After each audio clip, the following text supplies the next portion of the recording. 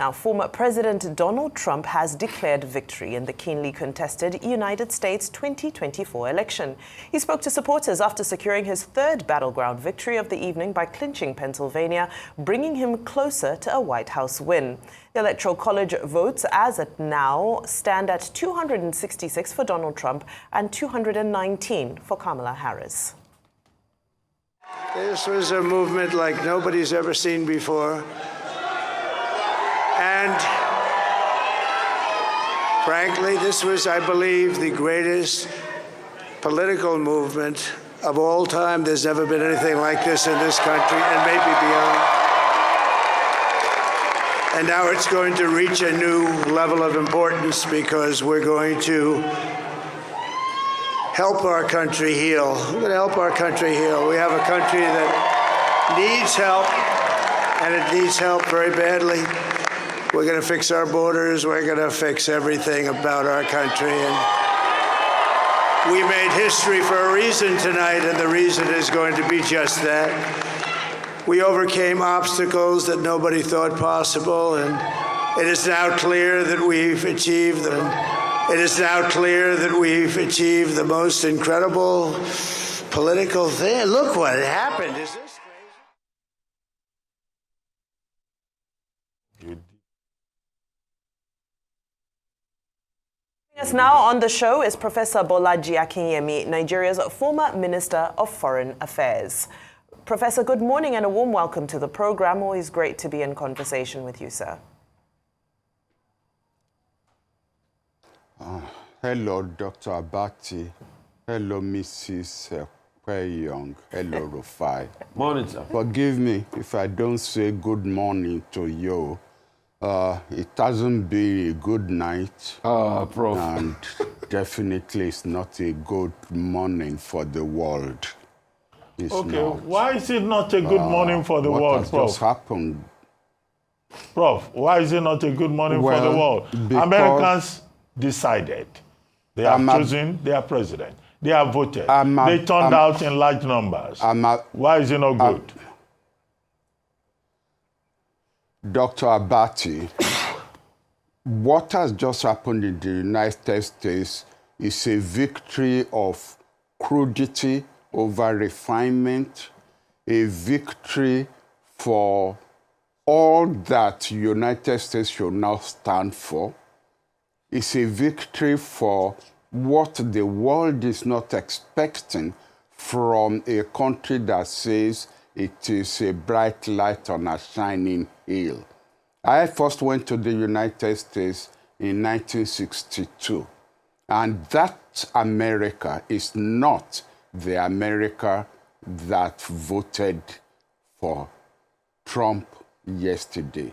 So it's just not, you must stand for rationality. You must stand for, how can you vote for somebody who's been convicted of 34 crimes? How can you vote for somebody who almost overturned an election by what message are you sending to the rest of the world? Tell me. For us in Nigeria, in the global south, who are supposed to be fighting for democracy, for decency, for honesty, what message have you sent this morning? So, why should I say good morning? Duly noted. Now, you've given quite an intriguing analysis of Donald Trump. I'm quite interested to hear your views as to why not Kamala Harris. Where did she and the Democratic Party get it wrong? No, I cannot do a post-mortem analysis. You know, looking back, you always have a better vision than looking forward. I don't know what she did wrong. You saw all the endorsements that she was getting. What has happened in the U.S. is, and this we must concede without being condescending, there are more poor people in the United States than there are people in the middle class or people in the upper class. There are more people who don't care for values. They just care about food on the table. They don't care about climate control or whatever it is. They want a government that will allow them to be drilling for coal, to be drilling for oil, and just to be making a living. And if that leads to flooding in Nigeria or flooding in Spain, if that leads to rain that overruns the rest of the world, they simply don't care. That we want, and the America that I grew up with was an America that at least defined its national interest without telling the rest of the world where to go to. How Trump is going to use the next 4 years still creating chaos all around the world beats me. But I don't know what Kamala Harris did wrong. Honestly, I don't. But Prof, are you surprised? And I ask you honestly, are you surprised? Is this not America? Is this not America for you? Nativist America? America that does not see a woman becoming president, that is sexist, that will never accept that. America that is not ready to break into the future. Is that not the America we see today? America of hate and division? Is that not what America has truly become in all reality? Because Trump is a reflection of America. I agree with you, Rufai. That is why I'm so unhappy. That's why I refuse to say good morning. Because this America is not the America of John F. Kennedy. It's not the America of Obama. It's not the America of Bill Clinton. Now, I'm not saying that America was ever a saint in the world. America has started more wars since the Second World War than anyone we knew of. But at least that was an America you could speak to. That was an America whose decision makers you could reason with. Not the America of the newcomers that thinks once it is good for America, they don't care about the rest of the world. You are right about the description that you have given the United States. But it doesn't make me happy. And it shouldn't make the world happy today. Yes, it can make Putin happy, but for God's sake, do you want a world in which the powerful try to swallow up another country irrespective of their sovereignty? Do you want the world where an Israel that has been condemned by the United Nations, by the World Court, whose prime minister is being looked for by the ICC, and that is the one that is raising a flag of victory today because a supporter has won the election? Is that the kind of world you want? World where perhaps North Korea is going to be jubilating? No. I want an America where whatever happens in the United States, the decent part of the world will be jubilating, and not Prof. that part of the world that is a danger to the rest of us. Prof, I was at the Nigerian Yes, Dr. Abati. I was at the Nigerian Institute of International Affairs yesterday, where I think Professor Sage, the current DG, is doing a great job transforming the place, both in terms of the issues and also in terms of the operations and the physical environment. Great job that Professor Sage is doing there. But one issue that came up at the seminar we had was about Trump, Harris, and what the future will be for Nigeria. We've talked about the global issues, Ukraine and all of that. Now, what do you think that a Trump presidency will mean for Nigeria? Is the Naira going to do better? Are we going to be in a better place? Are we going to have better relationships under the rubric of U.S.-Nigeria bilateral relations? I listened to your conversation with Ambassador Joe Keshi, who incidentally was my student at the University of Ibadan and one of my professors, one of my ambassadors when I was a minister, and is also a member of the academy that you made reference to the last time I was, on this platform. He's a fellow of the academy, and I agree completely with all he said, that Nigeria and Africa are not going to be of any value or of any interest to Trump. We were not the first time around. I don't want to use the term that he used for us, especially given the fact that even we use it for ourselves. But I agree with Ambassador Keshi that we are not going to be of any interest to him. We will have other areas of the world that are of more immediate interest and perhaps of more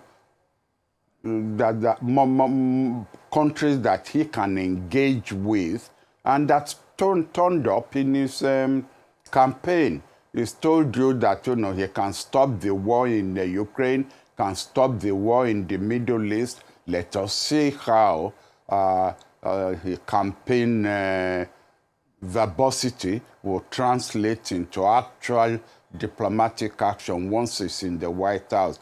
But he never mentioned Africa, actually, all through that campaign. So please, no, I don't think we are going to. I think this probably... You mentioned Congo. Congo. Yes, is that not because of the mpox that is happening there? Trust Trump to try and point out a negative part of Africa. But let this again be a lesson to us. Maybe we should turn inward, and at least a country like Nigeria that has the natural resources, that does not have to depend on loan or aid or assistance from the United States, can buckle down, or is it buckle up, and develop itself. We've lost so many years. Think of where we were in 1966. Think of where we were in 1975 when Gawan was overthrown. And look at where we are now. But we are not a banana republic. We have the resources that we can use to build on ourselves so that people like Trump will not call us that which he called us 4 years ago. All right, thank you so much for that. So under Trump's last presidency, he headed up the creation of the U.S. International Development Finance Corporation, which was more or less like a development bank for the United States. One of the things that they did is they committed $280 million to Access Bank for the purposes of boosting small businesses in Nigeria. He was also behind Prosper Africa, which coordinated 17 U.S. agencies to bring in aid to Africa efficiently. However, one of the biggest conversations now looks at Congress, because of course we know that the Senate has flipped. We're now looking at a majority Republican Senate. And one of the legislations that's up for renewal in 2025 is AGOA, the African Growth Opportunity Act, which we discussed briefly yesterday. Do you foresee this this act being renewed? Given, I think I already know your response to the question, but I'd love to hear it from you. And what can we do? You've already spoken about us focusing internally. But what do you think we can do to position ourselves to be of interest to the new U.S. administration that's coming in? Where are the strengths that we can leverage from? Because like many people have said, with AGOA, the only thing we predominantly exported under AGOA was oil. We never really took the opportunity to export other things. So, where are the lowest hanging fruits, in your opinion, for U.S.-Nigeria trade relations? Now, incidentally, AGOA was an introduction by George Bush, the son, a Republican, but not Trump's Republican wing of the party. But in terms specifically your question as to the low-hanging fruits, you've got gas, you've got still this crude oil. These are things that are under the control of the Nigerian government. You've got Dangote's refinery, the biggest in the world, that we should give support to so that it can even export and generate, because our problem is foreign exchange. If it could generate foreign exchange for us, then our currency, we could build up the value and take that out of that burden off our shoulder of a diminishing currency. Incidentally, I looked at the statistics by the board of, whatever board releases statistics for us. And I discovered that, in fact, the percentage of non-oil export has been growing. Now, we should build on that. And you will ask me how. The fact is, reduce the number of agencies, government agencies that you have at the port. I remember when President Jonathan was there, he gave orders to reduce. This was when Okonjo-Iweala was Minister of Finance.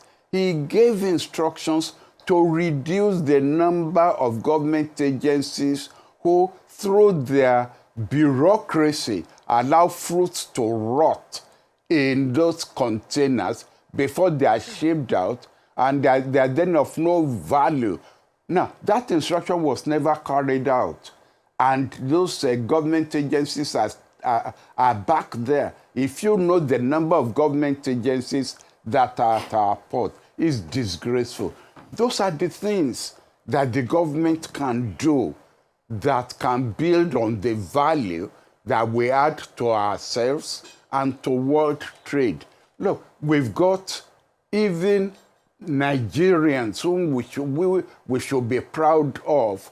Orama, Afri-Exim Bank, Additional, World Bank, Okonjo-Iweala, World Trade Organizations. These are our citizens who will be prepared to assist us in making our own contribution and developing and building up these low-hanging fruits. But are we going to use them, or are we going to be involved in it's treasonous. I know that's a bad word these days in Nigeria. What is happening between Ipman and Dangote refinery? Prof, that is the real treason that is happening. Prof, sir, real quickly. Is that Rufai? Yes, sir. That Rufai? Yes, sir. Yes, sir. Real quickly, yes. Sir. I want to quickly ask this, sir. With America obviously now voting a racist as president, a man that has been convicted of many crimes, a man that says openly he will grab a woman at the you-know-where, a man that was convicted for sleeping with a porn star. Can America say they are a beacon of hope for democracy in the world today? a man that led an insurrection against his own country because he lost the last election, can America say they are a beacon of hope, that they can say they want to teach the world democracy today?